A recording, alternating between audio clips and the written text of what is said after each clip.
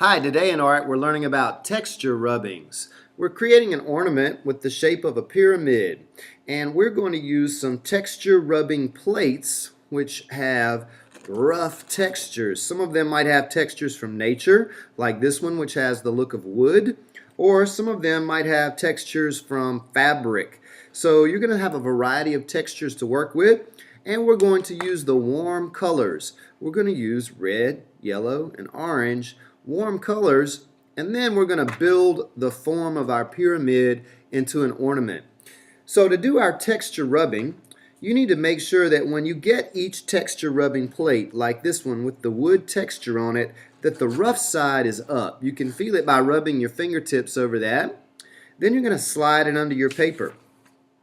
Each face of the pyramid and the square base should each be a different texture. So don't do one texture over the whole thing, nor one color. So I'm going to try to make each face a different texture.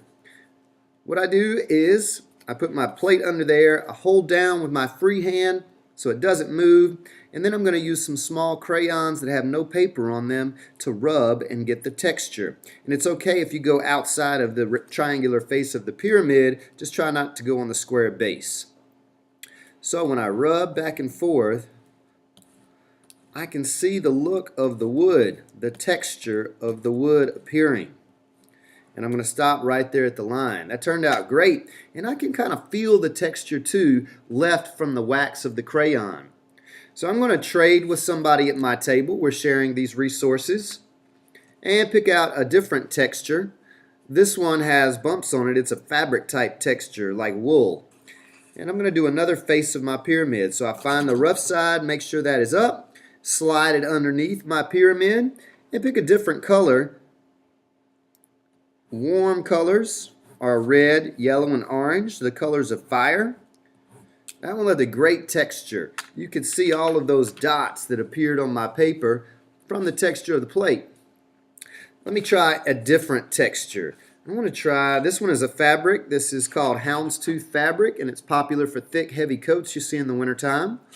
I'm going to do the bottom square face of my pyramid with that texture. So I find the rough side with my fingers. I'm going to hold it down with my free hand and carefully rub to try to stay in that square. Oh man, that looks great. I've got some other textures to try. Here's a texture that's like plants. I can feel it right there. I want the rough side up. I wrote an N on it. That stands for nature because this is a texture for nature. And let me try another warm color, pink.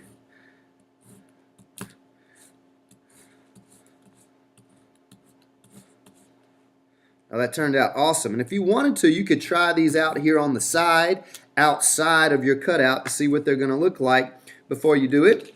And one more texture here. Again, I'm sharing with people at my table. This is another texture from nature. I want to feel the rough side up and center it underneath my last triangle there. I've tried to alternate colors on each face of my pyramid. And I'm also trying not to get too much on the part that says glue, because next week when we cut these out, we're going to put glue there, and that is going to make it easier to stick. If you put a lot of crayon there, it's not going to stick as good. I can't wait to see what textures you choose. Please make sure you write your name using any color crayon. Please make sure you write your name on the front side of the paper, outside of the pyramid.